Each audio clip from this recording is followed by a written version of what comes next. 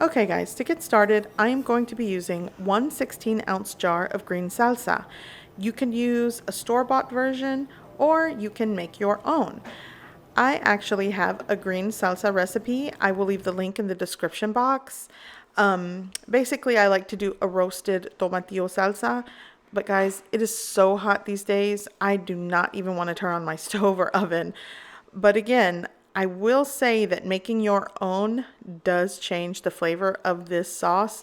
But today, I'm not having it. So I'm going to use a store-bought jar. But again, the link is in the description if you want to check out that video for how I make my own green salsa. And you could also boil these ingredients. You don't have to roast them, but roasting does add a different flavor to this salsa. I like the char in it. So again, up to you.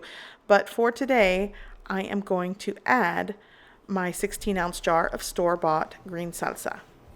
Okay, so next I am going to be using one large ripe avocado.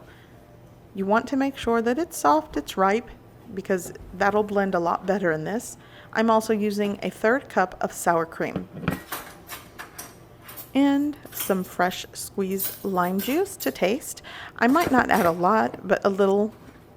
And the next ingredient is optional, is fresh cilantro. You can add this. I prefer this sauce without it, but I know a lot of you might like the addition of cilantro, so go for it.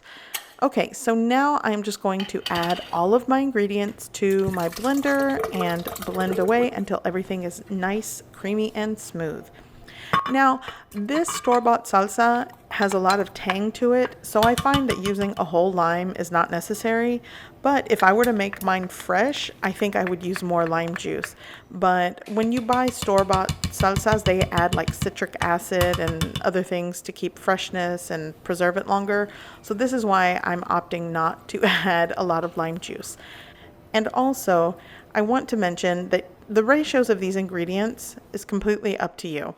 You could also add extra ingredients if you find that you want salt to this, because sometimes if you use more lime juice and with a large avocado, you might feel like you need a little bit of salt. You can do that.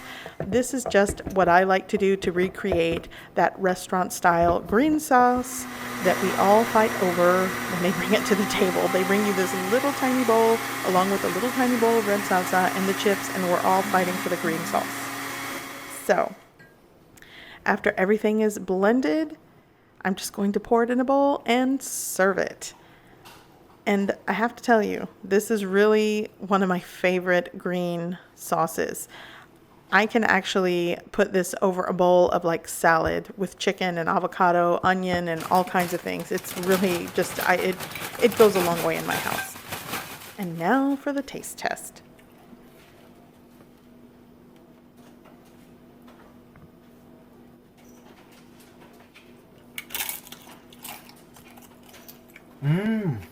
So good. Yes.